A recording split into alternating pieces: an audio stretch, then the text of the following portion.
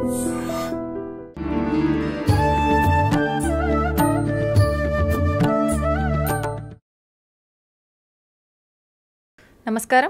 Welcome to I dream. నేను మీ విజిత.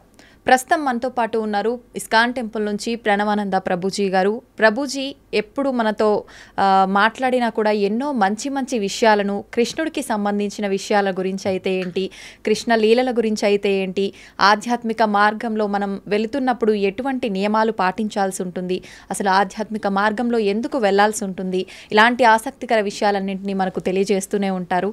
ఇప్పుడు ప్రభుజీతో మాట్లాడి మరిన్ని మంచి మంచి విషయాల గురించి అడిగి తెలుసుకుందాం. హరే కృష్ణ ప్రభుజీ. హరే కృష్ణ ప్రభుజీ.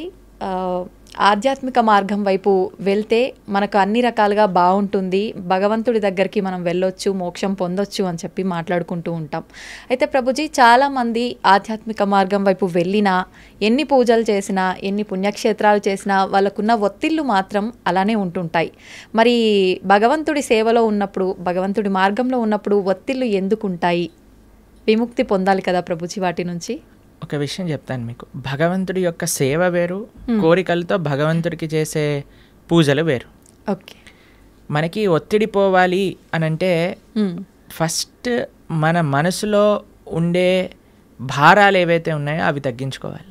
మీకు ఒక చిన్న విషయం చెప్తాను, అప్పుడు మీకు అర్థమవుతుంది. అలెగ్జాండర్ ది గ్రేట్ భారతదేశానికి వచ్చినప్పుడు ఒక సాధువు ఒంటిపైన బట్టలు కూడా లేవట, ఇలా కూర్చొని ధ్యానం చేస్తూ ఆనందంగా నిమగ్నం అయిపోయి ఉన్నారనమాట. అయితే ఈ సాధువు అలెగ్జాండర్ని చూసి నించోని కూడా నించోలేదట. అయితే ఆయనకు చాలా కోపం వచ్చింది. అదేంటి, నేను ఇంత పెద్ద రాజును వస్తే నించోవట్లేదేంటి అని ఆయన ఏం చేశారు, ఒక వ్యక్తిని పంపించారు. ఆయన నించోమని చెప్పు అని అన్నారనమాట. ఆయన వెళ్ళారు. నేను ఎందుకు నించుంటా అని అన్నాడు. ఈయన హాయిగా అలా మళ్ళీ తపస్సు చేసుకుంటున్నాడు అనమాట. అలెగ్జాండర్ స్వయంగా వచ్చారు ఆయన దగ్గరికి. వచ్చి ఆయనతో అన్నారట, అయ్యా, నా దగ్గర ఇంత సామ్రాజ్యం ఉంది, అయినా సరే నాకు భారంగా ఉన్నది, నీ దగ్గర బట్టలు కూడా లేవు, అయినా సరే నువ్వు ఇంత ఆనందంగా ఎలా ఉన్నావు, ఇంత ఆనందం నీ ముఖంలోనే కనిపిస్తూ ఉంది, ఎందుకింత వర్చస్సు, ఎందుకింత తేజస్సు, ఎందుకింత ఆనందం నీ దగ్గర ఉంది అని అడిగారట. అయితే ఈయన అన్నారట, ఒక చిన్న రాయి, ఇంతే రాయి కింద నుంచి తీసుకొని అలెగ్జాండర్ అన్నారట, ఇది నువ్వు పట్టుకోవచ్చా? అయితే అలెగ్జాండర్ అన్నారట, ఇంత చిన్న రాయి పట్టుకోవటంలో నాకేముంది, పట్టుకుంటాను, ఇవ్వండి అని చేతిలో పెట్టాడు. అలానే పట్టుకొని ఉంచు అని అన్నారట. ఇలా పట్టుకున్నారు. గంట సేపు అయింది, 2 గంటలైంది, 3 గంటలైంది.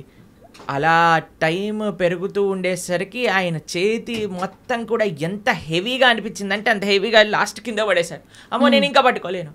అదేంటి, ఇంత చిన్న రాయి నేను పట్టుకుంటాను, అడ్జేస్తా, ఇంచేస్తానన్నావు కదా, ఇప్పుడేమైంది అని అంటే, అమ్మో చాలా కష్టం, చాలా కష్టం.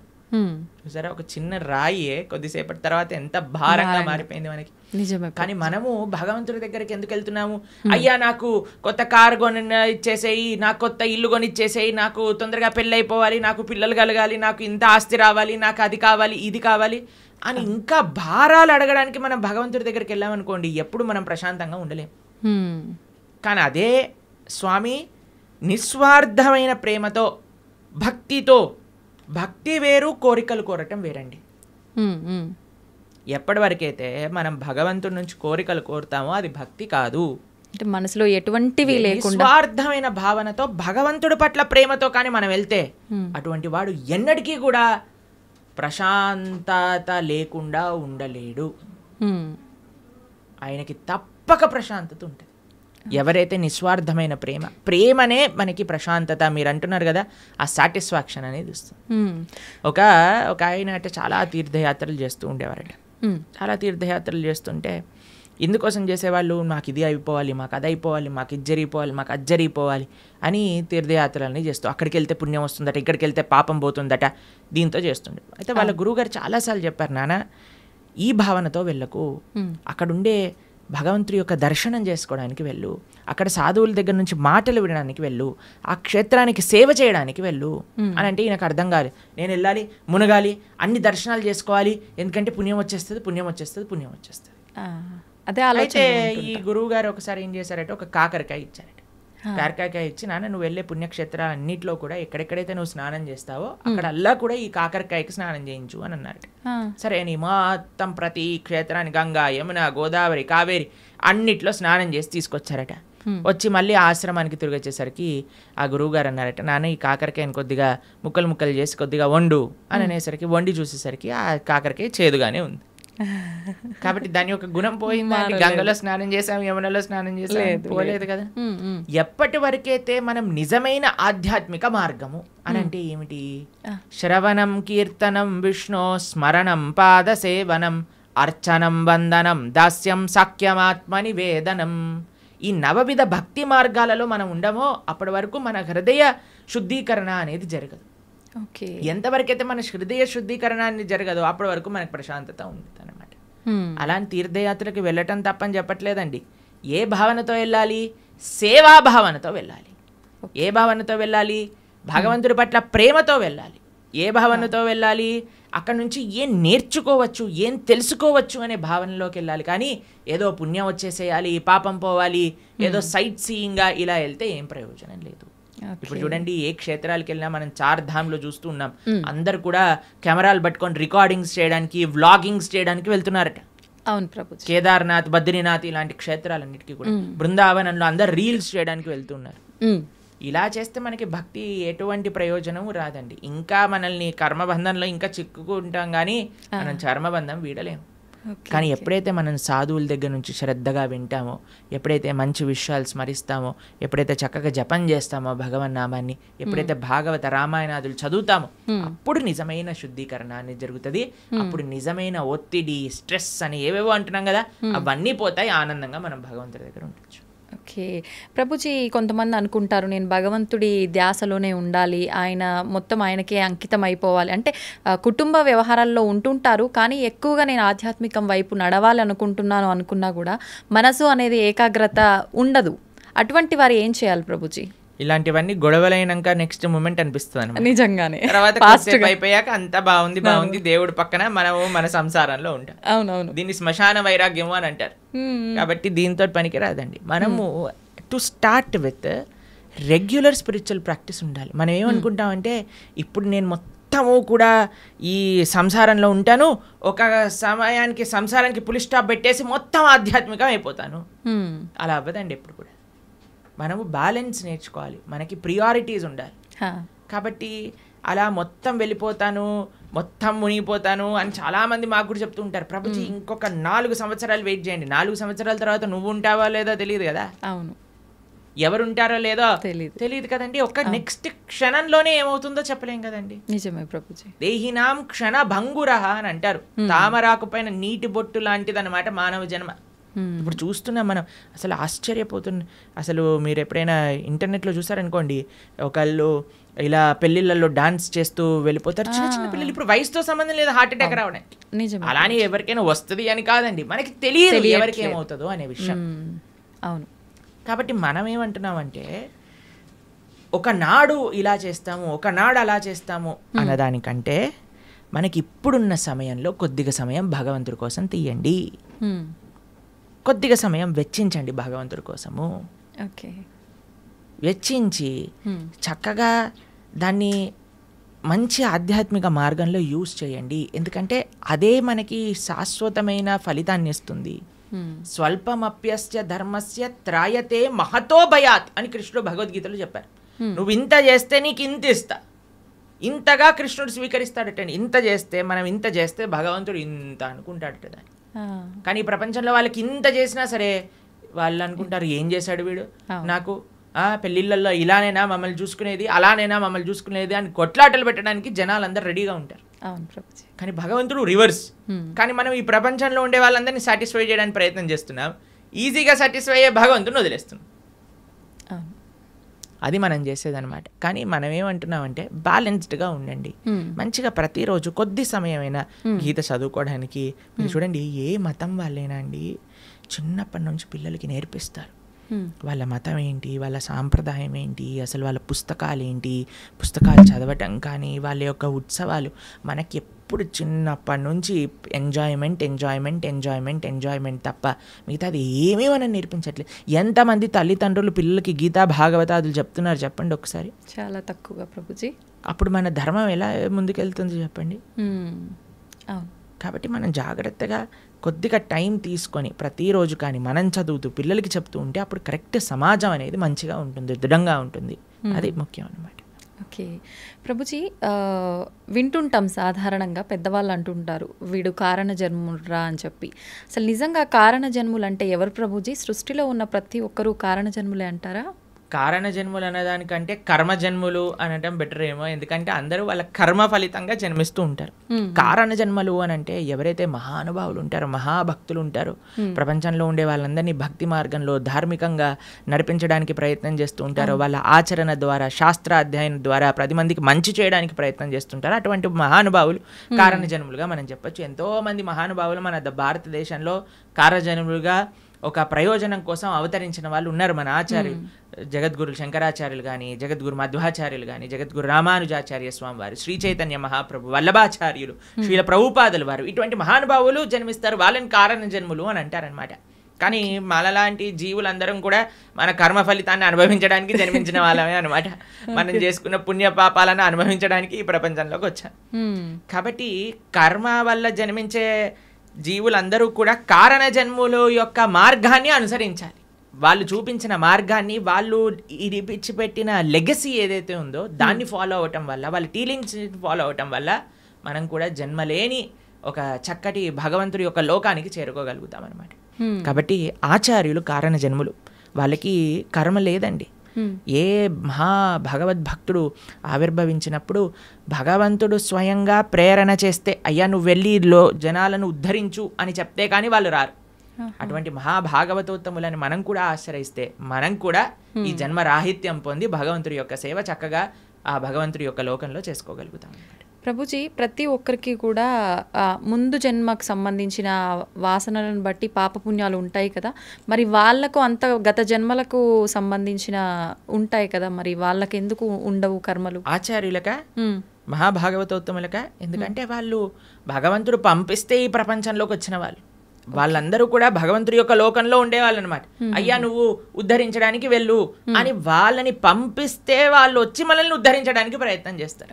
కాబట్టి వాళ్ళు ఏదో మనలాగా కర్మ వల్ల పుణ్యపాపాలు అనుభవించడానికి వచ్చిన వాళ్ళు కాదనమాట. భగవంతుడు తన యొక్క సొంత కృపతో, స్వామి నువ్వు వెళ్ళి ఈ ప్రపంచంలో ఉండే వాళ్ళందరూ కష్టపడిపోతున్నారు, పాపం వీళ్ళందరికీ ఏమి ధర్మం ఏంటి అధర్మం అంటే ఏం తెలియట్లేదు, కాబట్టి నువ్వు వెళ్ళి నీ భక్తి ద్వారా, నీ ఆచరణ ద్వారా 10 మందికి తెలియజేయి, వాళ్ళందరినీ కూడా మంచి మార్గంలో నడిపించు అని చెప్పి పంపిస్తే వాళ్ళు భగవంతుడి దగ్గర నుంచి కిందికి వస్తారు.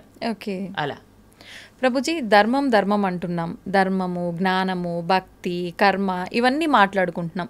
అసలు ఇవన్నీ అంటే ఏంటి?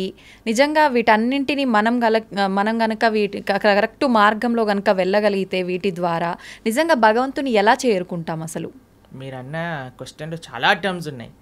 ధర్మము, జ్ఞానము, భక్తి, కర్మ ఇవన్నీ ఒక్కొక్క విశ్లేషణ చేయవలసిన, ఒక్కొక్క పాడ్కాస్ట్ కి సంబంధించిన టాపిక్స్ అనమాట మీరు అడిగింది. సాధారణంగా ప్రతి ఒక్కరు ఎవరు నోరు తెరిచినా కూడా ఇవే జనరల్ గా డిస్కస్ చేస్తుంటారు కదా ప్రభుజీ.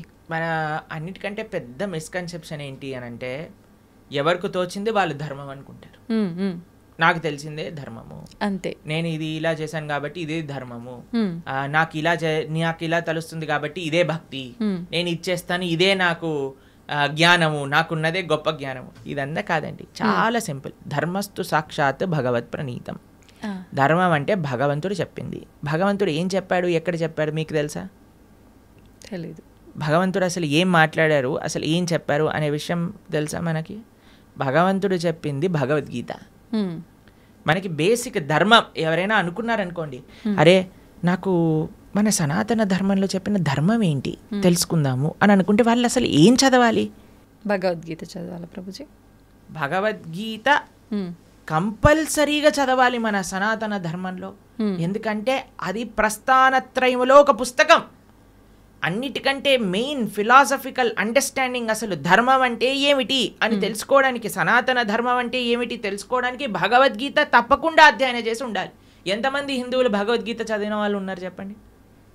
ఎంతమంది అధ్యయనం చేసిన వాళ్ళు ఉన్నారు చెప్పండి? చాలా మందికి ఇంట్రెస్ట్ ఉందండి. ఎందుకంటే కాలం వాళ్ళైతే చదువుతుంటారు. మీరు అలా అనుకుంటున్నారు. మేము ఇప్పుడు భగవద్గీత నేర్పిస్తున్నప్పుడు 3rd క్లాస్ పిల్లల నుంచి 10th క్లాస్ పిల్లల వరకు ఎంతోమంది పిల్లలు కూడా భగవద్గీత పూర్తిగా అధ్యయనం చేయడానికి రెడీగా ఉన్నారు, చేస్తున్నారు కూడా, ఎగ్జామ్స్ కూడా రాస్తున్నారు. పిల్లలు నోట్బుక్ పెట్టుకొని భగవద్గీత నోట్ డౌన్ చేసుకుంటుండే పిల్లలు చాలామంది మన దగ్గర ఉన్నారు. మా యూట్యూబ్ ఛానల్లో మేము భగవద్గీత చెప్పినప్పుడు సుమారుగా 10 లక్షల మంది వీక్షించారు. కాబట్టి ఉన్నారు జనాలు, కానీ ఆ అవేర్నెస్ ఇంకా పెరగాలి. భగవంతుడు చెప్పింది ధర్మం కానీ ఇక్కడ అక్కడ చెప్పింది ధర్మం కాదు, వీడు వాడు చెప్పింది ధర్మం కాదు, భగవంతుడు చెప్పిన ధర్మానే మనం మాట్లాడాలి. ఇప్పుడు మీరు అడగచ్చు, ప్రభుజీ మరి మీరు చెప్పింది ఎందుకు మేము వినాలి? ఎందుకంటే భగవద్గీతలో చెప్పినది మాత్రమే, భాగవతాది శాస్త్రములలో చెప్పినది మాత్రమే మేము ప్రస్తావన చేస్తాం. మా సొంతంగా ఒక్కటి కూడా అటు ఇటు కల్పించి చెప్పామనుకోండి, అది ధర్మం అవ్వదు అనమాట. ధర్మం అంటే భగవంతుడు చెప్పింది ధర్మము, అది చెప్పేవాళ్ళు ధార్మికులు, దాన్ని ఆచరించే వాళ్ళు ధార్మికులు. ఇది ముఖ్యమైన విషయం అనమాట. కాబట్టి ధర్మం అంటే ఏంటి? భగవంతుడు చెప్పింది ధర్మం. భగవంతుడు ఏమి చెప్తే అది ధర్మము. తర్వాత రెండవ విషయం మీరు అడిగారు ఏంటి? జ్ఞానం. జ్ఞానం అంటే ఏంటి? భగవంతుడు గురించి తెలుసుకోవటమే జ్ఞానం. ఎవరైతే భగవంతుడి గురించి తెలుసుకుంటారో, భగవంతుడు చెప్పింది భగవద్గీత అనుకున్నాం, మరి భగవంతుడి గురించి తెలుసుకోవాలంటే ఏ పుస్తకం చదవాలి? భాగవతం చదవాలి. భాగవతం భగవంతుడి గురించి చెప్పేది, భగవద్గీత భగవంతుడు చెప్పినది. ఈ రెండూ కానీ మనం చదువుకున్నాం అనుకోండి, మనకి భగవంతుడు అంటే ఏమిటి, అసలు భగవంతుడు మనల్ని ఎందుకు సృష్టించారు, అసలు మన కర్తవ్యములేంటి, భగవంతుడిని ఎలా పొందాలి, భగవంతుడికి మనకి ఉండే సంబంధం ఏంటి, అన్ని విషయాలు అర్థమైపోతాయి అన్నమాట. కాబట్టి జ్ఞానము ధర్మము ఈ రెండు మనం విన్నాం. తర్వాత మూడవది మీరు అడిగినారు భక్తి. భగవంతుడిని చేరే మార్గమే భక్తి. భగవంతుడిని చేరుకోవడానికి ఎన్నో మార్గాలు ఉన్నాయి. అన్నిటికంటే సులభమైనది, అన్నిటికంటే శ్రేష్టమైనది, అన్నిటికంటే ఆనందకరమైనది, అన్నిటికంటే సులభమైనది, అన్నిటికంటే మహోన్నతమైనది ఏదన్నా ఉంటే అది భక్తి మార్గము. తర్వాత లాస్ట్ మీరు అడిగింది కర్మ. మనం చేసే దాన్ని అన్నిటికీ కూడా మనకి రివర్స్లో మరి చేసిన దాన్ని వస్తుంది. ఇది బేసిక్ డెఫినేషన్. కర్మ ఈజ్ వెరీ కాంప్లికేటెడ్, కానీ మనం చేసిన దాని నుంచి మనం తప్పించుకోలేము. ఇది గుర్తుపెట్టుకోవాలి. మనం చేసిన పుణ్యము మనకు వస్తుంది, మనం చేసే పాపము మనకు వస్తుంది, మనం చేసిన భక్తి యొక్క సుకృతి కూడా మనతో పాటు ఉంటుంది. ఇది అర్థం చేసుకోవటం కర్మ. ఇది చాలా డీప్ విషయాలు. మళ్ళీ ఎప్పుడైనా మనకి సమయం ఉన్నప్పుడు కర్మ గురించి, జ్ఞానం గురించి, భక్తి గురించి, అలానే ధర్మం గురించి ఇంకా మనం డీప్గా డిస్కస్ చేసుకోవచ్చు అనమాట.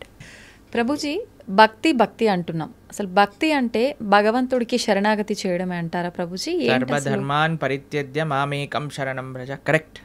భక్తి అంటే భగవంతుడికి శరణాగతి చేయడం. అసలు శరణాగతి అంటే ఏంటి? స్వామి నీవు నచ్చింది చెయ్యి, నీకు నచ్చింది, నీకు ఏది కరెక్ట్ అనిపిస్తే అది చెయ్యి. ఒక బేసిక్ ఆస్పెక్ట్ ఆఫ్ శరణాగతి ఏంటి అని అంటే భగవంతుడి పట్ల మనం డిమాండ్ చేయకూడదు, నాకు ఇది మంచిది ఇదే చేయాలి నువ్వు. అలా కాదు, అయ్యా నువ్వు ఏం చేసినా సరే నాకు మంచే చేస్తావు అని మన మనసులో ఉండే భావన. అవశ్య రక్షివో కృష్ణ, నువ్వు తప్పకుండా నన్ను రక్షిస్తావు స్వామి, నువ్వేం చేసినా కరెక్టే చేస్తావు, కాబట్టి నువ్వు నచ్చిందే చెయ్యి తండ్రి అని ఫస్ట్ అన్నిటికంటే బేసిక్ విషయం చెప్తున్న శరణాగతిలో కనీసం ఇది భగవంతుడి దగ్గర అనగలగాలి. కానీ భగవంతుడి దగ్గరికి ఇప్పుడు పూజలు, వ్రతాలు, నోములన్నీ స్టార్ట్ అయిపోతున్నాయి కదా. ఈ నోములో ఇది చేస్తే నాకు ఈ ఫలితం వస్తుంది, ఏ నోము చేస్తే నాకు ఏ ఫలితం వస్తుంది, ఈ స్తోత్రం చదివితే నాకు ఇది అవుతుంది, ఆ పూజ చేస్తే నాకు అది అవుతుంది, ఇన్ని వారాలు ఇది చేస్తే నాకు ఇది అయిపోతుంది. సారీ సార్, ఇది భక్తి కాదు, ఇది కేవలం పూజ, ఆరాధన కాదు.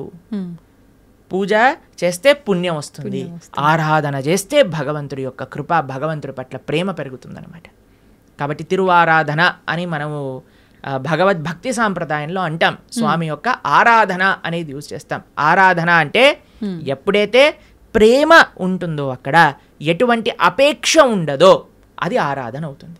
కానీ నాకు ఇది కావాలి అని మనం చేస్తే అది పూజ అవుతుంది, దానివల్ల పుణ్యం మాత్రమే వస్తుంది, భక్తి రాదు. కాబట్టి మీరు అన్నట్టుగా భగవంతుడి యొక్క పూజ చేయటము లేదా భగవంతుడి యొక్క ఆరాధన చేయడం యొక్క అన్నిటికంటే గొప్ప ఫలితం ఏంటి అని అంటే భగవంతుడికి శరణాగతి చెయ్యుట. స్వామి నేను నీ వాణ్ణి, నీకు చెందిన వాణ్ణి, నువ్వు నాకు ఏం చేసినా సరే అది తప్పకుండా కరెక్టే చేస్తావు అని భగవంతుడికి కంప్లీట్ శరణాగతి, శ్రీకృష్ణ భగవానుడికి కంప్లీట్గా శరణాగతి చేయుట, దాన్నే భక్తి అని అంటారు. చాలా కరెక్ట్గా చెప్పారు మీరు. ఆ భావన చాలా శ్రేష్టమైన భావన, అందరూ అలవర్చుకోవాల్సిన భావన అది. ప్రభుజీ, ఒక జీవి ముక్తి పొందాలి అంటే మీరు చెప్పినట్టుగా భగవంతుడికి శరణాగతి చేస్తే ముక్తి పొందొచ్చు అంటారా? అదే మార్గం భగవంతుడి దగ్గరికి వెళ్ళడానికి, భగవంతుడి యొక్క సేవ చేయడానికి మార్గమే భక్తి శరణాగతి. ఇంకే మార్గం లేదు. భగవంతుని చేరుకోవడానికి అన్నిటికంటే ఈజియెస్ట్ మార్గం, అన్నిటికంటే బెస్ట్ మార్గం ఏదన్నా ఉంటే అది భక్తియే. ఆ భక్తి తప్ప సమాశ్రితాయై పదపల్లవప్లవం మహత్పదం పుణ్య యశోమురారే భవాంబుదిర్వత్స పదం పరం పదం పదం పదం యద్విపదాం న తేషాం అని అంటారు. సమాశ్రితాయై అంటే శరణాగతి చేయటం. ఎవరైతే భగవంతుడి యొక్క శ్రీచరణాలను ఆశ్రయిస్తారో అటువంటి వాడికి ఏమవుతుందట, ఇంత పెద్ద సంసార సాగరం అంటాం కదండి, సంసార సాగరంలో కొట్టి ముట్టాడుతున్నాం అంటారు కదా, ఆ సంసార సాగరం ఎంత అయిపోతుందట అంటే, ఒక గోవు దూడ పాదం ఉంటుంది కదండి, దూడ కానీ బుడదలో పాదం పెట్టింది అనుకోండి, ఇంత చిన్న హోల్ అవుతుంది, దాంట్లో ఎంత నీళ్లు ఉంటాయి? తక్కువగా ఉంటాయి. అన్ని నీళ్ళు అయిపోతుందంటే ఈ సంసార సాగరం మొత్తం ఎవరైతే భగవంతుడికి శరణాగతి చేస్తారు. అంత నీటిని ఎంత సులభంగా దాటొచ్చండి, ఒక పాదం పెడితే సరిపోతుంది, దాటి అంతే. అలా సంసారాన్ని దాటేయచ్చట ఎవరైతే భగవంతుడి యొక్క పాదాలకు శరణాగతి చేస్తారు.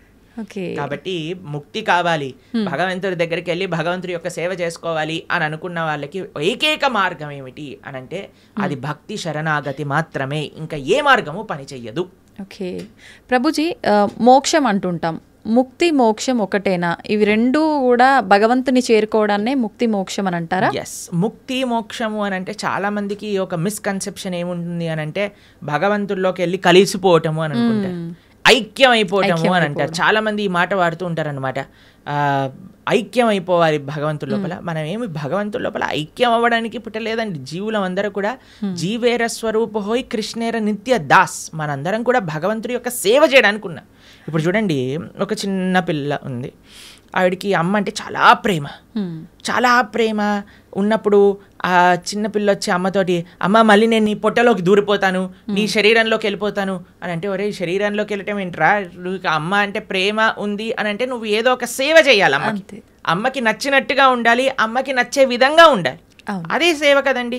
అమ్మ పొట్టులోకి వెళ్ళిపోవటం ప్రేమనా, లేదా అమ్మకి నచ్చే పనులు చేయటం ప్రేమనా? నచ్చే పని చేయటం. కాబట్టి భగవంతుడి యొక్క భక్తి, భగవంతుడి ముక్తి అని అంటే భగవంతుడు లోపలికి వెళ్ళిపోవాలి అని కోరుకోవటం కాదు, భగవంతుణ్ణే అయిపోవాలి అని చాలా మంది అనుకుంటూ ఉంటారు అనమాట. కానీ అది కాదండి ముక్తి అంటే. ముక్తి అంటే భగవంతుడి యొక్క సేవ చేయటం. భగవంతుడి యొక్క సేవ కాదు, భగవంతుడి యొక్క భక్తుల యొక్క సేవ. భగవంతుడి యొక్క భక్తుల యొక్క సేవ కాదు, భగవంతుడి యొక్క భక్తుల యొక్క భక్తుల యొక్క సేవ. భగవంతుడి యొక్క భక్తుల యొక్క భక్తుల యొక్క సేవ కాదు, భగవంతుడి యొక్క భక్తుల యొక్క భక్తుల యొక్క భక్తుల యొక్క సేవ. దాసానుదాసో తవ పాదేయిక మూలం, ఇది ముక్తి అని అంటే. మనం చాలామందికి ప్రశ్న, ఒకవేళ మనకి ముక్తి వచ్చేసింది అనుకోండి, భగవంతుడి దగ్గరికి వెళ్ళిపోవాలి, ఏం చేస్తాము? సేవ చేసుకుంటాం.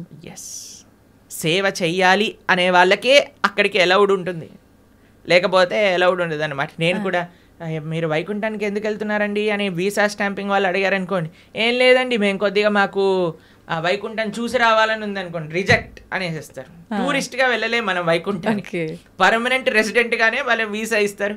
ఆ పర్మనెంట్ రెసిడెంట్లో కూడా పర్మనెంట్ ఎంప్లాయ్మెంట్ ఉంటుంది అన్నమాట మనకి భగవంతుడి యొక్క సర్వీస్. ఎవరైతే ఎంజాయ్మెంట్ మెంటాలిటీ ఉంటుందో వాళ్ళకి పరలోకానికి ఎలౌడే ఉండదు. ఎవరైతే సేవాభావనలో ఉంటారో వాళ్ళకి మాత్రమే భగవంతుడి దగ్గరికి ఎలౌడ్ ఉంటుంది.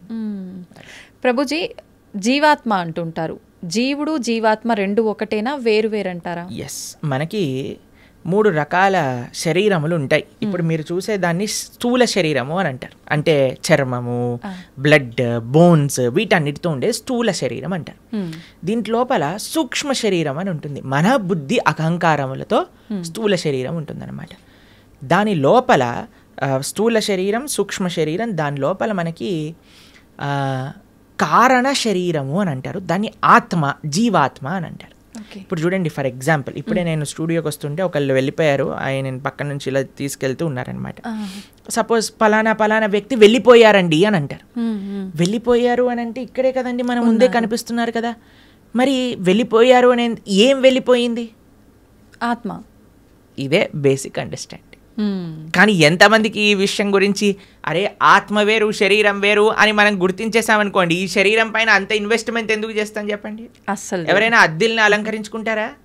మీకు ఈ స్టూడియో అంటే జస్ట్ రెంట్కే ఇచ్చారంటే మీరు ఒక 1 కోటి రూపాయలు పెట్టి దీన్ని రీమోడిఫికేషన్ చేస్తారా? లేదు, ఆలోచిస్తాం ప్రభుజీ, ఖచ్చితంగా ఆలోచిస్తాం. ఎప్పుడైతే మన సొంత ఇల్లు ఉంటుందో అక్కడ అలంకరించుకుందాం అని అనుకుంటారు కదా. కానీ మనందరం చేసే పని ఏంటి? ఇది తెలుసు, అదే ఈ శరీరము పర్మనెంట్ కాదు, అయినా సరే మనం ఈ శరీర పోషణలో ఉన్నాం. కానీ శరీర పోషణలో ఉండద్దు అని చెప్పట్లేదండి, కానీ ముఖ్యమైన ఆత్మని మర్చిపోరాదు. అది అన్నిటికంటే ముఖ్యం. జీవాత్మ మనము అని అంటే ఇప్పుడు చూడండి, ఇది నా చెయ్యి అంటాం, నా చెయ్యి, నా షర్ట్, నా వాచ్, నా తల, నా కళ్ళు. మరి నువ్వెవరు? నా నా నా నా అంటున్నావు కదా, మరి నువ్వెవరు అని కానీ మనం ప్రశ్న చేసుకుంటే మనకు తెలుస్తుంది మనం ఈ శరీరం కాదు. శరీరం అయితే మరి ఆ వ్యక్తి అలానే ఉన్నాడు కదా, వెళ్ళిపోయారు అని ఎందుకు అంటున్నారు? జీవులం మనం, మనందరం కూడా ఆత్మ, అంటే జీవాత్మ అంటారు. కేవలం ఈ 3 కాదండి, ఇంకొక ఆయన కూడా మన శరీరంలో ఉన్నారు, ఆయన పరమాత్మ. మన హృదయంలో, హృదయ స్థానంలో 2 ఉంటారు వ్యక్తులు, జీవాత్మ పరమాత్మ, 2. జీవాత్మ ఎప్పుడైతే పరమాత్మను తెలుసుకొని పరమాత్మకు శరణాగతి చేసి పరమాత్మ సేవ చేస్తారో దాన్నే ముక్తి మోక్షము అనేది. కాబట్టి జీవుడు జీవాత్మ 2 ఒకటే, జీవాత్మ ఒకళ్ళు, పరమాత్మ ఒకళ్ళు. పరమాత్మని తెలుసుకోవటమే జీవుడి యొక్క లక్ష్యం. ప్రభుజీ, ఒకసారి ఆత్మ శరీరాన్ని విడిచి వెళ్ళిన తర్వాత మళ్ళీ ఎంత కాలం పడుతుంది మళ్ళీ ఒక జీవిలో రావటానికి? ప్రాణం అంటే ఏమంటారు, అది ఒక కస్టమైజ్డ్ ప్రాసెస్ అన్నమాట. అది ఎవరికి ఎంతసేపు వాడు నరకంలో ఉంటాడో, ఎంతసేపు స్వర్గంలో ఉంటారో, ఎంత తొందరగా, అవన్నీ ఇంకా మనం చెప్పలేము. చాలా కాంప్లికేటెడ్ కర్మ సిద్ధాంతం అంటే, దానికి ఏం స్పెసిఫిక్ పారామీటర్స్ లేవు. మనతోటి అయినప్పుడే మనకు తెలుస్తుంది ఎన్ని రోజులు ఉన్నాం, మనం ఎక్కడ ఉన్నాం అనేది. కాబట్టి తప్పకుండా ఒక శరీరం నుంచి వదిలిపెట్టి వెళ్ళాక కొన్ని రోజులు ఆ జీవాత్మ అలానే తిరుగుతారు అని చెప్తారు. అందుకే మనము మంచి పుణ్యకర్మలన్నీ చేయడానికి ప్రయత్నం చేస్తాం. 10, 11, 12 అట్లా ఒక్కొక్కరికి ఒక్కొక్క పద్ధతులు ఉంటాయి. దాని తర్వాత వాళ్ళు అక్కడ నుంచి స్వర్గాది లోకములకు, నరకాది లోకములకు వెళ్ళి వాళ్ళ పాప పుణ్యాలన్నీ అనుభవించి మళ్ళీ ఇంకొక శరీరంలోకి దాల్చడానికి ఈ భూలోకంలోకి రావాల్సి వస్తుంది. లేదు, ఆయన చాలా భాగవతోత్తముడు, భగవంతుడికి శరణాగతి చేసి భక్తి చేసిన వాళ్ళు, పుణ్యంతో సంబంధం లేదు, పాపంతో సంబంధం లేదు, సాయిగా యత్గత్వా నా నివర్ధంతే తద్ధామ పరమమ్మ, భగవంతుడి యొక్క లోకానికి చేరుకున్నారనుకోండి, ఇంకా మళ్ళీ పుట్టాల్సిన అవసరం లేదు, పుణ్యము లేదు, పాపం లేదు, ఏ గోల లేదు, ఆనందంగా భగవంతుడి యొక్క సేవలో ఉండొచ్చు. మన సనాతన ధర్మంలో మీరు అర్థం చేసుకోవాల్సినవి 3 ఉన్నాయండి. ఏంటి ప్రభుజీ? ఒకటి పాపం, అంటే మనం చేసే తప్పుడు వాటికి వచ్చే ఫలితాన్ని పాపము అని అంటారు. 2 పుణ్యం, మనం చేసే మంచి పనులకి మనకి రిటర్న్గా వచ్చేది పుణ్యం. ఇంకొకటి 3వది ఉందండి, దాన్ని భక్తి అని అంటారు. భక్తి పుణ్యానికి సంబంధం లేదు, పాపానికి సంబంధం లేదు, ఇది సపరేట్ బ్యాంక్ అకౌంటే. ఎప్పుడైతే మనం ప్రేమతో భగవంతుడిని ఆశ్రయిస్తామో అది పుణ్యం కాదు, అది భక్తి సుకృతి అంటారు, భక్తోన్ముఖ సుకృతి అని అంటారు. ఎవరైతే భక్తి చేస్తారో అటువంటి వాళ్ళు నా స్వర్గానికి వెళ్ళరు, నా నరకానికి వెళ్ళరు, వాళ్ళు వెళ్ళేది భగవంతుడి యొక్క లోకానికి. స్వర్గానికి వెళ్ళినా, నరకానికి వెళ్ళినా, ఇంకా ఏ దేవత యొక్క ప్రపంచానికి వెళ్ళినా సరే, లోకానికి వెళ్ళినా సరే, కృష్ణుడు భగవద్గీతలో చెప్తారు, ఆ బ్రహ్మ భువనాలోక పునరావృత్తినో అర్జున. ఇక్కడ నుంచి బ్రహ్మలోకం అంటే అన్నిటికంటే టాప్ మోస్ట్ లోకం అనమాట. అక్కడ వరకు వెళ్ళిన వాళ్ళు కూడా మళ్ళీ పుట్టాల్సిన అవసరం ఉంటుంది. ఎప్పుడైతే మాముపేత్యత్తు కౌంతయ్య, నన్ను ఆశ్రయించిన వాళ్ళు, ఎవరు చెప్తున్నారు నన్ను అని అంటే కృష్ణుడు అర్జునుడితో చెప్తున్నారు, నన్ను ఆశ్రయించిన వాళ్ళకి మళ్ళీ పుట్టుక అనేది ఉండదు అనే విషయం చెప్తున్నారు. కాబట్టి మనం పుణ్యం పైన ఫోకస్ చేయకూడదు, పాపం పైన ఫోకస్ చేయకూడదు, మనం భక్తి పైన ఫోకస్ చేయాలి. ఇది పర్మనెంట్ సొల్యూషన్ అనమాట. ఓకే ప్రభుజీ, భక్తి వేరు, భగవంతుణ్ణి తెలుసుకోవడం వేరా ప్రభుజీ? 2 ఒకటేనా? భక్తి మార్గంలో మొట్టమొదటి అడుగు శ్రవణం, అంటే భగవంతుడి గురించి తెలుసుకోవడం. ప్రహ్లాదుని హిరణ్యకశిపుడు అడుగుతారు, అయ్యా నువ్వు స్కూల్కి వెళ్ళావు కదా, బోర్డింగ్ స్కూల్ హాస్టల్కి వెళ్ళావు కదా, ఏం నేర్చుకున్నావు అని అంటే, శ్రవణం కీర్తనం విష్ణు, శ్రవణం అని అంటే భగవంతుడి గురించి వినటము. భక్తి అంటే ఏదో పూజలు చేసేసి ఇక్కడ నుంచి 1000 పూలు పట్టుకొచ్చేసి ధూపాలు వేసేసి నోములు ఇచ్చేసి లక్ష పూలలతో పూజ చేసేసి ఒక లీటర్ల అభిషేకాలు చేసి, ఇది కాదండి భక్తి అంటే. భక్తి అంటే భగవంతుడి గురించి వినటం. ఇది ఎవరు చెప్తున్నారు? పరమ భక్తుడైన ప్రహ్లాదుడు చెప్తున్నాడు. ఫస్ట్ ప్రాసెస్ ఏంటి? శ్రవణం, భగవంతుడి గురించి వినటం. ఏం వినాలి? గీత, భాగవత, రామాయణ అసలు అన్నీ ఏదైతే భగవంతుడి గురించి చెప్తారో వాటిని వినాలి. శ్రవణం, కీర్తనం, దాని తర్వాత మనం చేయాల్సింది జపం. చూడండి ఆయన ఏం ప్రాసెస్లో చెప్తున్నారు, ప్రియారిటీ వైజ్ చెప్తున్నారు అనమాట. శ్రవణం, కీర్తనం, విష్ణో. ఎవరికి చేయాలి ఇది? భగవంతుడైన నారాయణుడు విష్ణువుకి చేయాలి. శ్రవణం, కీర్తనం, విష్ణు, స్మరణం, పాదసేవనం. స్మరిస్తూ ఉండాలి. మనం విన్నది స్మరిస్తూ స్మరిస్తూ స్మరిస్తూ ఉంటే అప్పుడు మనకి భగవంతుడి పట్ల ప్రేమ పెరుగుతుంది. అప్పుడు మనం భగవంతుడి యొక్క ఆరాధన చేసామనుకోండి, ప్రేమతో ఆరాధన చేయగలుగుతాం. లేకపోతే ఎప్పుడు మనసులో ఈ కోరిక ఈ కోరిక ఈ కోరిక ఈ కోరిక కోరిక గుర్తొచ్చినంత భగవంతుడు గుర్తురాడు. నిజమే ప్రభుజీ. ఎప్పుడైతే మనం శ్రవణం, కీర్తనం భగవంతుడి గురించి వింటామో, భగవంతుడి యొక్క నామాన్ని జపం చేస్తామో, అప్పుడు మనం ఆరాధన చేసేటప్పుడు మన మనసు భగవంతుడి పైన ఉంటుంది. కాబట్టి అందరు కూడా ఫస్ట్ వ్రతాలు, నోములు, పూజలు చేసేయడానికి పరిగెత్తుతూ ఉంటారు. కానీ దాటికంటే ఫస్ట్ ఇనీషియల్ స్టెప్స్ ఏంటి అని అంటే, ఇప్పుడు చూడండి, ఒక ఫస్ట్ ఫ్లోర్కి ఎక్కెళ్ళాలి అని అంటే మనం లాంగ్ జంప్ చేసేసి ఎక్కిస్తామా? ఒకసారి దూకామనుకోండి, ఆయనతో కాళ్ళు చేతులు విరిగిపోతాయి, అంతే. మెల్లమెల్లగా ఎక్కామనుకోండి, కరెక్ట్ పాత్లో మనం వెళ్తూ ఉండొచ్చు అనమాట. అందుకే ఫస్ట్ స్టెప్ ఏంటంటే భగవంతుడి గురించి వినండి, భగవంతుడి గురించి వినండి, భగవంతుడు గురించి స్మరించండి, భాగవత రామాయణాదులు ఏం చెప్పారో తెలుసుకోండి. అందుకే ఇన్ని గంటలు మనం యూట్యూబ్లలో వీటిలలో చెప్పేది ఎందుకు అని అంటే జనాలు వినడానికి.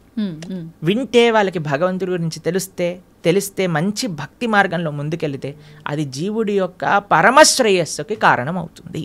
ఓకే ప్రభుజీ, ఒక మంచి భక్తుడిగా ఉండాలి అంటే ఫస్ట్ చేయాల్సింది మీరు చెప్పినట్టుగా భగవంతుడి గురించి వినడమే అంటారా? కరెక్ట్. శ్రవణం, కీర్తనం. ఫస్ట్ ప్రాసెస్ ఏంటి అంటే శ్రవణం. మనం వినడానికి ప్రయత్నం చేయాలి. ఎవరి నుంచి వినడానికి ప్రయత్నం చేయాలి? ఎవరైతే శాస్త్ర అధ్యయనం చేసిన మంచి భక్తులు ఉన్నారు. ఇప్పుడు చూడండి, మార్కెట్లో ఎవరు పడితే వాళ్ళు చెప్పడానికి రెడీ అయిపోయారు. ఇది ఇలా చెయ్యి, ఆ చిట్కా ఇలా చెయ్యి, ఈ పరిష్కారం ఇలా చెయ్యి. అసలైతే ఎంత ఆశ్చర్యం అనిపిస్తుంది అంటే, కొన్నిసార్లు మాకు వీడియోలు పంపిస్తే అసలు ఇలాంటి వ్యక్తుల్ని ఎలా వినగలుగుతున్నారు జనాలు అని అనిపించేటట్టుగా ఆశ్చర్యపడిపోతాం అనమాట. ఎందుకంటే భాగవత మన శాస్త్రాలు చెప్పే విషయం వేరు, వీళ్ళు చెప్పే విషయాలు వేరు. ఒకడు తలపైన చేయబెడతానంటాడు, ఒకడు ఇంకొక మాయ చేస్తానంటాడు, ఇంకొకడు మ్యాజిక్ చేస్తానంటాడు. మాయలు మ్యాజిక్ కావాలంటే మీరు మ్యాజిక్ షోకి వెళ్ళండి కదా, దేవుడి దగ్గరికి ఎందుకు రావాలి? ఆధ్యాత్మిక గురువు మాయలు, మ్యాజిక్లు, తంత్రాలు, యంత్రాలు, తలపైన చేయబెట్టాలు అవన్నీ చేయరండి. ఆధ్యాత్మిక గురువు ఎప్పుడైనా సరే, మీరు ఏ శాస్త్రంలో చూసినా ఎవరైనా సరే మీరు చూడండి, మన జ్ఞానము వేరే వ్యక్తులకి గురువు ఎప్పుడు కూడా శ్రవణం ద్వారానే పంపిస్తారు. రామ లక్ష్మణులు కూడా విశ్వామిత్రుల దగ్గర నుంచి శ్రవణం చేసి జ్ఞానాన్ని సంపాదన చేసుకున్నారు. కృష్ణుడు సాందీపముని దగ్గర నుంచి శ్రవణం చేసుకొని జ్ఞానాన్ని విన్నారు. అర్జునుడు కృష్ణుడి దగ్గర నుంచి శ్రవణం చేశారా? కృష్ణుడు వచ్చి చేయబెట్టాడు అర్జునుడి పైన శ్రవణం. కాబట్టి భగవంతుడిచ్చిన మార్గము శ్రవణం. మన జ్ఞాన సముపార్జన చేయాలి. మనకి ఏదో అయిపోవాలని మన ధర్మంలో కొంతమంది మనల్ని మోసం చేసే, ఇప్పుడు చూడండి, ఎవరికైతే మోసపోవాలని ఉంటుందో వాళ్ళని మోసం చేసే వాళ్ళు రెడీగా ఉంటారు మార్కెట్లో. మన ధర్మంలో మోసాలు చేసేవాళ్ళు తక్కువ అని మనం చెప్పడానికి వీలు లేదు, ఉన్నారు. ఎందుకంటే మనకి ఆ మోసపోయే ప్రవృత్తి ఉన్నది కాబట్టి. ఇది కాకుండా ఇతర మతాల వాళ్ళైతే ఇంకా పీక్స్కి వెళ్ళిపోయారనమాట. వాళ్ళు చేసే మోసాలు కానీ, వాళ్ళు చేసే యాక్టింగ్లు కానీ, వాళ్ళు చేయించే డ్రామాలు కానీ చూస్తే అసలు ఎందుకు ఇంతమంది అక్కడ ఉంటున్నారంటే, అసలు మీరు చూడండి, మేము ఆ వీడియో చూసినప్పుడు మాకు పంపిస్తుంటారనమాట జనాలు, ఇలా ఇలా ఇలా ఇలా వీళ్ళు చేస్తున్నారు ప్రభుజీ, పాస్టర్లు వీళ్ళు అని చూస్తున్నప్పుడు అయితే మాకు అనిపిస్తుంది, ఎవడైనా బుర్రున్నవాడు అసలు ఈ సభకి వెళ్తాడా? అసలు వీక్షిస్తాడా? వేలాది మంది అక్కడ కూర్చొని వీక్షిస్తున్నారు అంటే వీళ్ళందరూ మోసపోవడానికి రెడీగా ఉన్న వాళ్ళనే కాబట్టే కదండి మోసం చేస్తుంది. వాడు ఇంటికి వెళ్ళాక అనుకుంటాడు, అసలు వీళ్ళు ఎంత మూర్ఖులు, అసలు ఎలాంటి వ్యక్తులు వీళ్ళు, నేను చేసే యాక్టింగ్లకి చప్పట్లు కొట్టటాలు, అరవటాలు, ఇలాంటి వాళ్ళు ఉన్నంత వరకు మోసాలు ఆపలేమండి. మన లోపల ఒక జాగరూకం కావాలి. నేను శాస్త్రాన్ని నమ్ముతా, భగవంతుడి యొక్క తత్వాన్ని అధ్యయనం చేస్తా, కానీ మ్యాజిక్ల వల్ల, ఏమంటాం, మీరు చేతులు పెట్టటాల వల్ల, ఏవో సృష్టించటం వల్ల, ఏదో మన జీవితంలో ఏదో మంచి జరిగిపోవటం వల్ల, దానివల్ల ఏది వచ్చే ప్రయోజనం లేదండి. ఈరోజు మంచి జరుగుతుంది, రేపేం జరుగుతుంది? జీవుడి యొక్క పరమశ్రేయస్సు భగవంతుడి గురించి తెలుసుకోవటం. అందుకే మేము ఎక్కడికి వెళ్ళినా మొత్తుకునేది ఒకటే విషయం, ఇవన్నీ యొక్క ట్రాప్లో పడకండి. మన మానవ జన్మ ఎన్నో సంవత్సరాల తర్వాత మనకి రేర్గా దొరికిన ఈ అవకాశాన్ని మంచి మార్గంలో ఉపయోగించుకోండి. అనే మేము అందరం ప్రార్థన చేస్తూ ఉంటాం అందరికీ కూడా. ఎందుకంటే మాకు అనిపించేది ఏంటి అంటే పాపం ఇలాంటి వాళ్ళ ట్రాప్లలో పడే వాళ్ళు చెడ్డవాళ్ళు కాదండి. భగవంతుడి గురించి తెలుసుకోవాలి అనుకుంటే కదా వాళ్ళు ఇలాంటి బాబాల దగ్గరికి లేదా ఇలాంటి వ్యక్తుల దగ్గరికి వెళ్ళేది. కానీ మేము అనుకునేది ఏంటి అంటే మంచి మార్గం కానీ వాళ్ళు తెలుసుకోగలిగితే వాళ్ళ జీవితం పండిపోతుంది. మన శాస్త్రం ఏం చెప్తుంది తెలుసా, ఇలాంటి చెడు వ్యక్తుల వల్ల వెళ్ళే వాళ్ళ పరిస్థితి ఎలా ఉంటుందట అంటే సగం మింగిన కప్పలాగా ఉంటుందట. పాము ఒక పెద్ద కప్పని పట్టేసుకుంటుంది. ఎంత పెద్దగా ఉంటుందంటే ఆ కప్ప లోపలికి మింగలేదు, బయటికి వదలలేదు. అలాంటి పరిస్థితులు చిక్కుకుపోతారు. కాబట్టి మీ అందరికీ మేము చేసే ప్రార్థన ఏంటి అంటే ఎవరైతే శాస్త్రాన్ని అధ్యయనం చేశారో, శాస్త్రపరంగా శాస్త్ర సమ్మతంగా మాట్లాడతారో, ఎవరైతే వైదిక సనాతన ధర్మాన్ని ఆచరిస్తూ ఉన్నారో, ఇప్పుడు ఏంటంటే అండి కలియుగంలో ఎంతోమంది దేవుళ్ళని మ్యానుఫ్యాక్చర్ అయిపోయారు. ఎక్కడ చూసినా వీడి దేవుడు అంటాడు, వాడి దేవుడు అంటాడు, అందరినీ దేవుళ్ళు అనటం ప్రారంభం చేశాం. కానీ ఒక్క విషయం, భగవంతుడు అనేవారు ఎవరైనా ఉంటే అది వేదములు ప్రతిపాదన చేసిన వారు మాత్రమే. కాబట్టి శాస్త్రీయంగా ఎవరైతే ప్రామాణికంగా దైవము అని చెప్పారో వాళ్ళ గురించి తెలుసుకోవటం శ్రేయస్సు. ఆ శాస్త్రీయమైన గ్రంథాలను అధ్యయనం చేయడం శ్రేయస్సు. కానీ మొన్న ఒక 50 సంవత్సరాల ముందో 70 సంవత్సరాల ముందో పుట్టిన గ్రంథాలని మనం చదవాల్సిన అవసరం లేదు. మనం చదవాల్సిన ఏదైనా వాంగ్మయం ఉంటే అది వ్యాసుడిచ్చిన వాంగ్మయం మాత్రమే. అది చాలా ముఖ్యం. ఓకే ప్రభుజీ, మీరు చెప్పినట్టుగా అంటే వీటన్నింటినీ చదువుకుంటూ భగవంతుడి గురించి వింటూ అలా ఉంటే నిజంగా భగవంతుడి అనుగ్రహం పొందొచ్చు అంటారా? గుళ్ళకి పుణ్యక్షేత్రాలకి వెళ్ళకపోయినా కూడా భగవంతుడి యొక్క అనుగ్రహం పొందాలి అని అంటే భగవంతుడు చెప్పినట్టు నడుచుకోవాలి. మీకు ఒక విషయం చెప్తాను. మీకు మీ పిల్లలు ఉన్నారనుకోండి, మిమ్మల్ని చాలా బాగా చూసుకుంటూ మీరు చెప్పిన పని ఏమీ చేయకపోతే మీకు ఆనందం వేస్తుందా? లేదా మిమ్మల్ని బాగా చూసుకుంటూ మీరు చెప్పిన పనులన్నీ కూడా చేస్తే బాగా ఆనందం వేస్తుందా? లేదా మిమ్మల్ని బాగా చూసుకోకపోయినా జస్ట్ మీరు చెప్పిన పనులన్నీ చేస్తే బాగా ఆనందం వేస్తుందా? బాగా చూసుకోవాలి, చెప్పింది వినాలి, అప్పుడే ఆనందంగా ఉంటుంది కదా. అదే మనం చేయాలి. భగవంతుడు చెప్పినట్టుగా నడుచుకోవాలి, భగవంతుడి యొక్క ఆరాధన చేయాలి. అది నిజమైన మంచి జీవుడు లేదా మంచి సనాతన ధర్మానికి చెందినవాడు చేసే పని. ఇటు భగవంతుడి యొక్క సాంగత్యం లేనప్పుడు మనం భగవంతుడి యొక్క స్మరణతో ధార్మికంగా ఉండటం, అలానే మనం భగవంతుడి యొక్క సేవ చేసుకునే ఒక అవకాశం వచ్చినప్పుడు సాక్షాత్తుగా అక్కడికి వెళ్ళి దర్శనం చేసుకొని ఒక సేవ భావనతో ఉండటం, ఆ రెండు ముఖ్యమే మనకి. ఓకే ప్రభుజీ, కొంతమంది తల్లి గర్భంలోనే ఉన్నప్పుడే రకరకాల రీజన్స్ ఏదైనా ఉండొచ్చు, చనిపోతూ ఉంటారు. అది వాళ్ళ గత జన్మ కర్మఫలమే అంటారా, లేదంటే మరింకేమైనా రీజన్ అయి ఉంటుందంటారా? ఇప్పుడు కర్మ ఎలా పనిచేస్తుంది అంటే అండి అన్నిటినీ మ్యాచ్ చేస్తుంది అనమాట ఎగ్జాక్ట్ పాయింట్కి. తల్లిదండ్రుల కర్మ ప్రకారం ఏం జరగాలి అది ఉంటుంది, జీవుడు వచ్చేవాడి కర్మలో ఏం జరగాలి అది కూడా ఉంటుంది. అన్నిటినీ కలిపి మ్యాచ్ చేసి ఒక దగ్గర పంపిస్తుంది.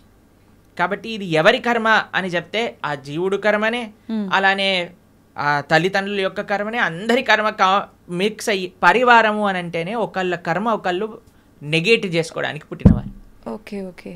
కాబట్టి ఇప్పుడు ఈ జన్మలో భార్య భర్తలు పిల్లలు ఎలా వచ్చారండి, ఎవరు చూస్ చేశారండి, మాకు ఎవరు పిల్లలు పుడతారని ఎలా మనం ఎలాంటి ప్రభావంతో మీరు ఎవరికైతే రుణం ఉందో, ఎవరైతే మిమ్మల్ని పోయిన జన్మలో పెంచారో వాళ్ళకి మీరు మళ్ళీ పిల్లలుగా పుట్టారనుకోండి, వాళ్ళని పెంచి ఆ రుణం పోతుంది అనమాట. లేదు మీకు ఎవరైనా శత్రువులు ఉన్నారనుకోండి, వాళ్ళు కూడా పిల్లలుగా పుట్టచ్చు. ఎందుకంటే వాళ్ళకి మనం చేసిన అపచారాలన్నీ కూడా వాళ్ళు ఇప్పుడు మనతో చేసి మన కర్మ నెగెట్ చేస్తూ ఉంటారనమాట. కాబట్టి అది ఒక పెద్ద కాంప్లికేటెడ్ కార్మిక్ సైకిల్. అది ఎవరి కర్మ ఎగ్జాక్ట్గా అని చెప్పటం, అందరి కర్మ కలిసి ఒక కుటుంబం ఏర్పడుతుంది. ఒకళ్ళ కర్మ ఒకళ్ళనొకళ్ళు నెగెట్ చేసుకుంటూ ఉంటారనమాట. అది కుటుంబం అంటే. ప్రభుజీ, వాళ్ళు కర్మ అనుభవించటానికే మరొక జన్మ తీసుకుంటున్నప్పుడు అంటే బయటికి వచ్చి అనుభవించాలి కదా, కడుపులోనే ఎందుకు అలా అవటం? కడుపులో అనుభవం ఉండదా? కడుపులోనే అనుభవం ఉంటుంది. అంతే అనుభవం ఉండాలి అని కర్మ ఉంటే అంతే అనుభవం అయిపోతుంది. Okay okay. కాబట్టి జీవుడు తల్లి గర్భములోకి వెళ్ళిన మరుక్షణం నుంచి కాన్షియస్నెస్ స్టార్ట్ అయిపోతుంది, డెవలప్ అవ్వటం అని చెప్తారనమాట. కాబట్టి గర్భస్థ నరకము అని అంటారు. ఇప్పుడు చూడండి అమ్మ, ఇప్పుడు మీరు రెస్పాండ్ అవ్వటం, ఇప్పుడు ప్రహ్లాదుడు గర్భంలో ఉన్నప్పుడే కదండి భగవంతుడి గురించి విన్నది. పిల్లలు అందుకే చెప్తారు, ఎవరైతే కడుపుతో ఉంటారో అప్పుడు మంచి విషయాలు వినాలని, రామాయణ భాగవతాలు వింటూ ఉండండి, అప్పుడు పుట్టేవాడు మంచి భక్తుడిగా పుడతాడు అని. ఎందుకంటే వాడి లోపల కాన్షియస్నెస్ ఉంది కాబట్టి, వాడు అనుభవిస్తున్నాడు ఏది మంచి ఏది చెడు. అందుకే అమ్మని జాగ్రత్తగా ఇది తినకూడదు ఇవి తినాలి అని ఎందుకు చెప్తారు అంటే వాటి వల్ల ఆ పిల్లవాడికి కూడా ఆ రకమైన బాధ కలుగుతూ ఉంటుంది, లేదా ఆ రకమైన ఆనందం వస్తూ ఉంటుంది అని. కాబట్టి లోపల కూడా వాడు అనుభవిస్తూనే ఉన్నాడు జీవి. ప్రభుజీ, భగవంతుడి అనుగ్రహం అనేది ఇప్పుడు మామూలుగా చెప్తుంటారు కదా ప్రభుజీ, మగవారు ఇంట్లో యజమాని చేసే పూజ వల్ల ఎక్కువ ఫలితం ఉంటుంది, కుటుంబానికి మొత్తం చెందుతుంది. ఆడవారు చేసే పూజా ఫలితం అనేది తనకొక్కతి మాత్రమే చెందుతుంది అని చెప్తుంటారు. ఇది నిజమేనా ప్రభుజీ? ఒకవేళ హస్బెండ్ చేసే పుణ్యంలో 50% భార్యకి చెందుతుంది, భార్య చేసే పుణ్యంలో నయా పైసా హస్బెండ్కి రాదు. హస్బెండ్ చేసే పాపంలో 50% భార్య చేసే పాపంలో 50% హస్బెండ్కి చెందుతుంది, హస్బెండ్ చేసే పాపంలో నయా పైసా భార్యకి రాదు. ఓకే. కాబట్టి ఇలా చూసుకుంటే ladies are more fortunate in one sense. కాబట్టి యజమాని ఎందుకు జాగ్రత్తగా నువ్వు ధార్మికంగా ఉండాలి అని చెప్తున్నారంటే ఎందుకంటే వాడే ఎక్కువ ట్రిత్లో ఉన్నాడనమాట. వాడు చేసిన దానికి చేయని దానికి అనుభవించాల్సింది వాడే కాబట్టి జాగ్రత్తగా ఉండు అని చెప్పేది. కాబట్టి మనం ఆరాధన అంటే ఏదో ఇప్పుడు చాలా మంది ఆడవాళ్ళు పూజ చేయాలి, మగవాళ్ళు పూజ చేయకూడదు, మగవాడేమో కాఫీ తాగుతూ పేపర్ చదువుతూ కూర్చుంటాడు అనమాట. అది కాదండి. ఫస్ట్ మగవాడి బాధ్యత. మీకు ఒక విషయం చెప్పాలా, వైదిక ధర్మంలో వంట కూడా మగవాళ్ళే చేసేవాళ్ళు, ఆరాధన కూడా మగవాళ్ళే చేసేవాళ్ళు. మీకు విషయం చెప్తాను, కొన్ని సంవత్సరాల క్రితం కానీ మనం వెళితే చరిత్రలో బయట ఇల్లు ఊడ్చి తూడ్చి ముగ్గులేయటం కూడా మగవాళ్ళే చేసేవాళ్ళు. మరి ఇప్పుడు ఎందుకు లేదు ప్రభుజీ ఆచారం? మీరు ఉంటే బాగుండేది కదా. కానీ ఇట్ ఈస్ నాట్ ఆడవాళ్ళ పని పూజ అనే నోషన్ ఫస్ట్ పోవాలి. ఆరాధన అంటే అయితే మగవాడే చేయాలా కాదు, అందరు కలిసి ఆరాధన చేయాలి. ఎలా అందరూ కలిసి ఆరాధన చేస్తారు అని అంటే ఎవరైతే ఇంటి యజమాని ఉన్నారో ఆయన భగవంతుడి యొక్క ఆరాధన చేస్తూ ఉంటారు. మరి ఇంట్లో ఉండే స్త్రీలు ఏం చేస్తారు, వాళ్ళు చక్కగా భగవంతుడికి నైవేద్యములు తయారు చేసి, భగవంతుడికి పూలమాలలు తయారు చేసి, భగవంతుడికి వస్త్రాలు కుట్టి వీళ్ళు ఆ సేవని సమర్పణ చేస్తారు. పిల్లలు ఏం చేస్తారు, బయటికి వెళ్ళి పూలు తులసి ఇవన్నీ పట్టుకొని వస్తారు. ఏదైనా రూమ్లో ఆ నాన్నకి అమ్మకి, అమ్మ అక్కడ వంట చేసి ఇక్కడికి వచ్చి అందించి భగవంతుడికి నివేదన చేయడానికి ఇస్తూ ఉంటారు. కాబట్టి పరివారం అంతా కలిసి పూజలో పాల్గొంటుంది అనమాట. కాబట్టి ఆరాధన ఎవరు చేయాలి అనే విషయానికి వస్తే ఇంట్లో ఉండే పురుషులే ఆరాధన చేయాలి అని శాస్త్రం చెప్తుంది. అలానే పురుషుడు ఒక్కడి ఆరాధన చేసేసి ఇంకా భార్య ఏం చేయాల్సిన అవసరం లేదా అంటే అందరు కలిసి ఆరాధన. ఒక్కొక్కరికి ఒక్కొక్క బాధ్యత. ఒకళ్ళు నైవేద్యం తయారు చేయటం, ఒక పూలమాలలు తయారు చేయటం, చందనం తీయటం, పూలు తేవటం, పుష్పాలు చేయటం, తులసి పదాలు చేయటం, లాస్ట్కి సమర్పణ చేసుకోవటం. అందరు కలిసి చేస్తే అది ఆరాధన అవుతుంది. అందుకే ఆ family that praise together stays together అని అంటారు. అది చాలా ముఖ్యం. You should pray together. ఒకడు వెళ్ళిపోయి పూజ చేసుకొని వెళ్ళిపోతాడు, దాని తర్వాత ఇంకొకరు వెళ్ళి పూజ చేసుకొని వెళ్ళిపోతారు, అలా కాదు. Everybody should together do it అనమాట. అది ముఖ్యం. ప్రభుజీ, కుటుంబ పరిస్థితులను బట్టి సంసార జీవితంలో కొట్టుమిట్టాడుతూ ఉంటారు కొంతమంది. అటువంటి వారు అసలు భక్తి మార్గంలో నడవటం కానీ దైవారాధన కానీ ఏమీ ఉండవు. మరి వాళ్ళు ముక్తి పొందే మార్గం ఏమైనా ఉంటుందా? ఎవరు కొట్టుమిట్టాడు అన్నాడు సంసార జీవితంలో? ఎవరైనా పీక పట్టుకొని నువ్వు కొట్టుమిట్టాడు సంసారంలో అని చెప్పారా? అది మన చాయిస్. మనం దేనికి సమయం ఇవ్వాలి అని అనుకుంటే దానికి సమయం ఇస్తామండి. మనకి ఏది ప్రియారిటీ, నాకేది ముఖ్యం అంటే దానికి సమయం ఉంటుంది కదండి. ఇప్పుడు చూడండి, బిజీ, మేము చాలా బిజీ, మాకు జపం చేయడానికి టైం లేదు, మేము గుడికి వెళ్ళలేము అనేవాడు ఇలా వాట్సాప్ స్టేటస్ చూసుకుంటూ ఉంటాడు అనమాట. అందరి మొత్తం కాంటాక్ట్లో ఉన్న వాళ్ళందరివి చూస్తూ ఉంటాడు.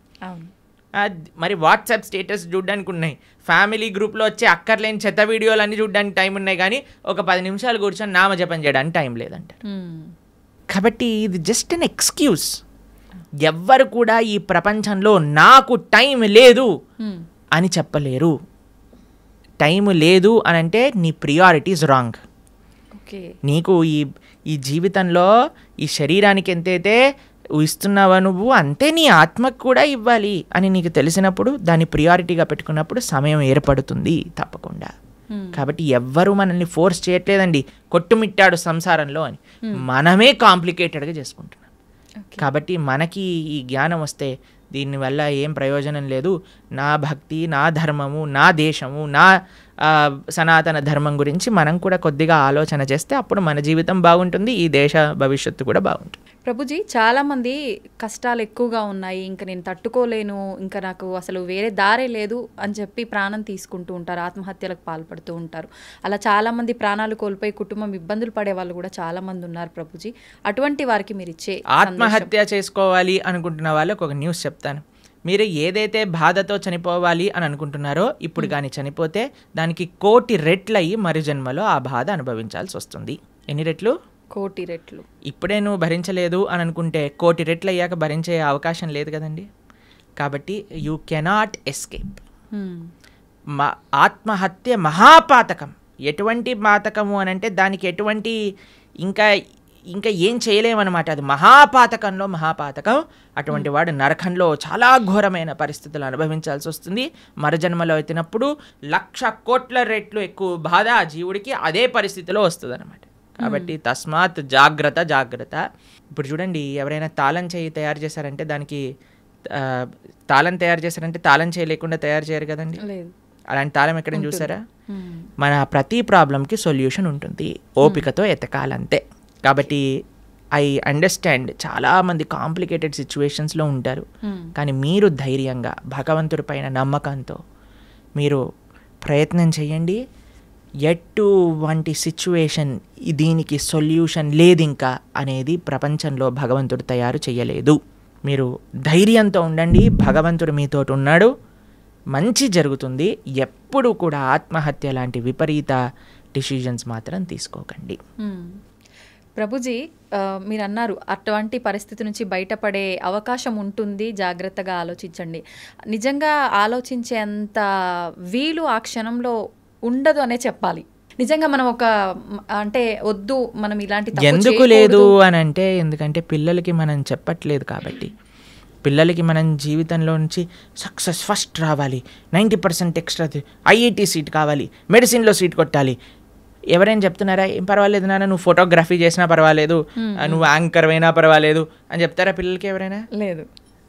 చదువు పైన, లేదా మీరు బ్రహ్మచారి అయినా పర్వాలేదు, నువ్వు సన్యాసి అయినా పర్వాలేదు, నువ్వు ఏదైనా పర్వాలేదు, గొప్పవాడు వాళ్ళు ఆనందంగా ఉండాలని చెప్తారా?